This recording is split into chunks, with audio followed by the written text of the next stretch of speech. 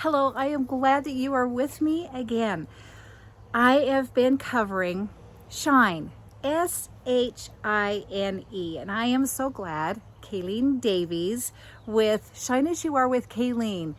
I am glad that you are here with me today. I am so excited for the letter E. This is a letter that could be a lot of things. It could be endure. It could be end up at wherever you are. It could be a lot of things. It could be endure to the end. And I chose the word enlighten. The reason I chose that is if we don't fill ourselves, and I talked about this earlier, if we don't fill our minds with good things. Have you ever heard of GIGO?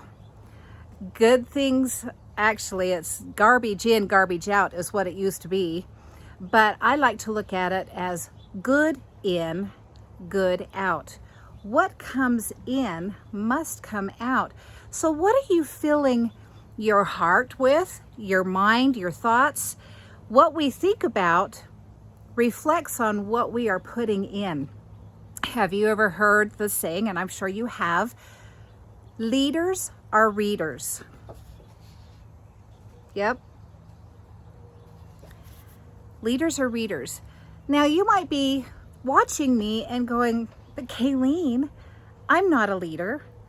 I'm here to tell you, yes, you are. Do you have a friend? I'm sure you have a friend. Do you have a mom or a dad? Do you have a sibling? Do you work? I'm sure that you could say yes to any one of these. Do you have children?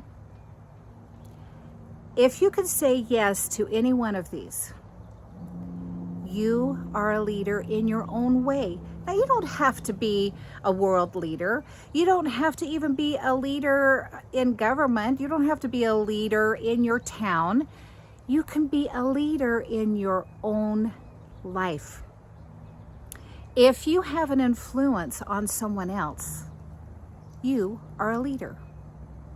Now, I want you to ask yourself, what kind of a leader are you? Are you influencing one other person or many other people? But even if you're influencing one other person, if you're influencing one other person, what kind of influence are you to them?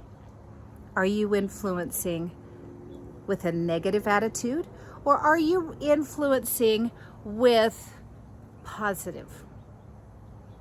Here again, what goes in comes out. What are the kind of things that you're reading?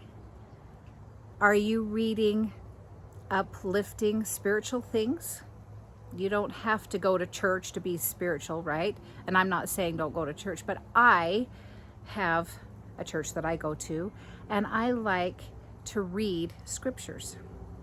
I believe in God. I believe in a higher power. That may not be your thing. Whatever you relate to is okay. As long as you believe in something greater than yourself. Put good things in. What enlightens you? What makes you feel good? What raises your vibration? That's what you need to read. There's so many good things out there. And watch. What are you watching on TV?